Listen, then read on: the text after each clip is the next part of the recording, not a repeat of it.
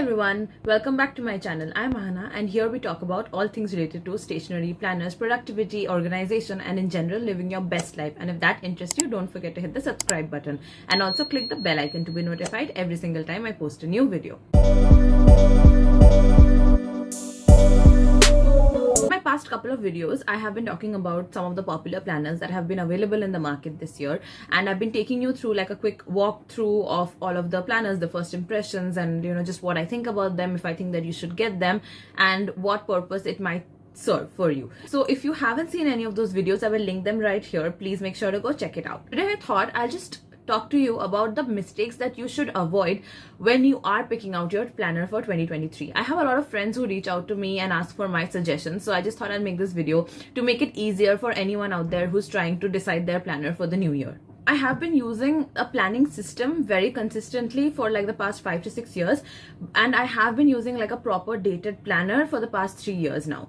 So I have some experience in the field, and I will just be telling you everything that I have learned from myself, what I think worked best for me, what didn't work for me, and just the things that I have learned over the past few years, my experience with planners. And yeah, let's get right into it. So the first mistake that all of us must avoid is to jump at all of the planners at pre-order time. And this is something that I'm very proud that I have been able to control this time around, because every other year, as soon as the pre-orders get launched in around September, I have placed an order, and then other planners come out and I end up liking some spreads here and there more, and then I kind of like accumulate multiple planners and I don't end up using all of them. So that has been one of my biggest takeaways so far in my planning journey, that I need to wait it out. I need to wait until all of the major brands have come out with their planners, go through their websites in detail, check out all of the spreads that they have, everything like their size and dimension and all of those things which I think are important to me, and then finally place the order. And I know that the freebies are really tempting, and some of the brands really give away very, very good freebies. But trust me, none of the planner brands right now are very cheap. They are all upwards of 2000 or something like that, like around the range of 1500 to 2000. And it's not a small amount of money to spend. It is your hard-earned money, so just spend it wisely. Wait a little bit. Maybe you'll miss out a little on the pre-order promos and some of, the discounts, the offer discounts, but that's okay. And at the end of it, you will have the one planner that you will truly like and use for the whole year, instead of eventually for the greed of the freebies and the promo discounts, you'll end up spending way more and buying many more planners if you haven't thought this through properly. Next is, if you buy multiple planners without designating a specific purpose for each of them. Now, I personally use a lot of planners, right? And I have a specific purpose for each. I have a fitness planner, I have a budget planner, I have a social media planner and things like that. But I have consciously made that choice that this particular notebook is for this purpose. Now, a lot of us might not, think that through before we just impulsively buy the planners. And that is where you have to avoid making this mistake. You should not be just accumulating planners, like I mentioned in my earlier point. You're just going to be wasting a lot of money if you don't have a particular task associated with each of the planners that you have. Then you're going to end up confusing yourself more, and then it just doesn't make sense, right? The objective of a planner is to help you get organized more. Now, if you just collect planners and make your life more complicated, then that completely defeats the purpose. I've seen a lot of people just jump at the first opportunity of buying a planner without thinking what kind of a planner they need. If you are traveling a lot, maybe a Viro bound, thick 300 plus page planner is not the best choice for you. If you are just sitting at your desk all day, maybe you can afford to get a thicker and a more detailed spreads in a planner. Maybe you are looking for a little bit more creativity infused into your planner, so you can look for something which is more colorful, more bold designs. If you are looking to take something to work and you work in a very normal regular corporate job, maybe you're looking for something more minimalistic. So these kind of things you need to think about before you jump at the first opportunity to buy your planner. Yeah, so this is another mistake that I think you should avoid, not understanding your planner needs before you buy one. The next one is kind of in tandem with the one I mentioned earlier. Basically, you need to also keep in mind the accessories you will need to use your planner. So sometimes, a lot of planners have a lot of empty space, and you might not like that empty space, and they might not come with a lot of stickers. And say you are not somebody who voraciously writes in all of the pages, and you might want to, jazz it up a little with stickers and stuff. So you have to consider that also, that I need to carry the stickers along with me wherever I'm going. Or if you want to be somebody who kind of has like a very artsy sort of page layout, so you might think about carrying color pens and stuff like that. Someone who really enjoys color coding things and putting like very functional stickers might think that they will need those things. Some people have like a really elaborate planning system, so you might think about investing like in a planner pouch or an organizer sort of a thing, so all of your supplies can be kept together. So this is one of the things that you also need to consider, that do you want a planner where everything is already, set, there is a pocket where you can put in your stuff and just take the planner and go? Or will you be okay with just having like planner a separate notebook and all of the accessories, etc., that can come separately, and then you can kind of make a bundle out of it on your own and then take it with you?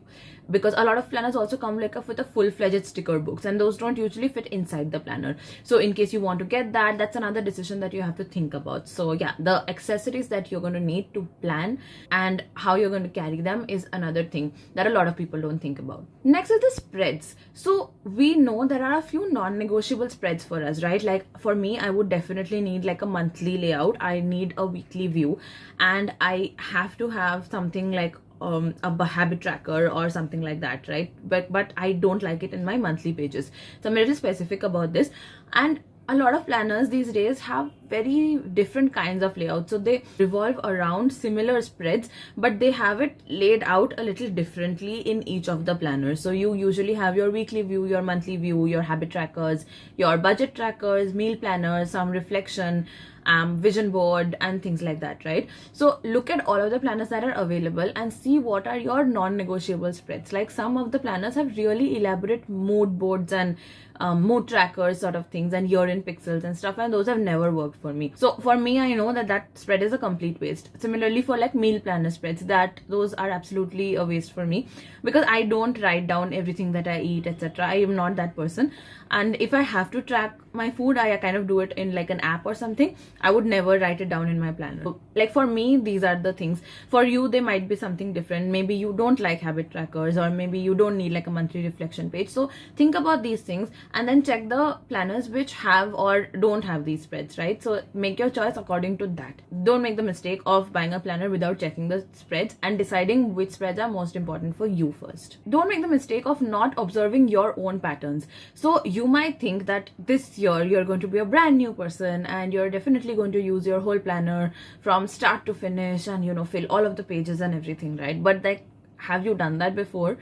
What has stopped you? If you bought a planner in 2021 or 2022 and did not fill it in and did not like use certain parts of the planner, then ask yourself, why was it not important? Like I can go through my planners and see like there was this phase where maybe work was crazy, or I had a lot of personal commitments and I was not able to actually sit down and plan. So I was kind of planning on the go, and those days plans and lists and everything are in my phone because that was just easier for me. So do you have more days like that? Then do you really want to invest in a planner, or do you want to find a better digital planning system? Those are the kind of questions that you need to ask yourself. Like look at your patterns. What do you really tend to do? Maybe you bought a really artsy planner for this year and haven't touched it at all. Maybe you should try a minimal planner for next year so you don't feel overwhelmed by the number of things that you have to fill in. These are a few examples of things that you might consider before you buy your next planner. And finally, do you even need a planner? Really sit down and ask yourself that question without getting distracted by all of the beautiful designs that you see online. So I absolutely love planning, but I don't know if a proper dated planner might be my choice of a planning system this year. I don't know yet. Maybe we'll meet early next year and then I'll take you through my new planning system. But that's what I feel like you should really assess where in life you are right now, how much travel is involved in your life, how much, how uncertain your schedules are. If you have like, some people have like phases where they are traveling for work and then phases where they are at home. So maybe you can find like a system in the middle for that, and just think about it. Think about whether you actually need a paper planner or not, or maybe you want to use like a hybrid system mixed with a digital planning and a paper planning system. Just think about your options and think about your actual need for a planner, and only then think about buying one. And with that, I'm going to end this video. Thanks for watching, everyone. I know this is when, you know, you're bombarded with all of these options and you just really want to make the right one, because obviously you don't want to invest your money in something which you are not going to use. And I have a lot more videos coming up taking you through the different available planners. I'm yet to cover some of the really popular ones, so stay tuned for that. And yeah, I will see you next week. Bye.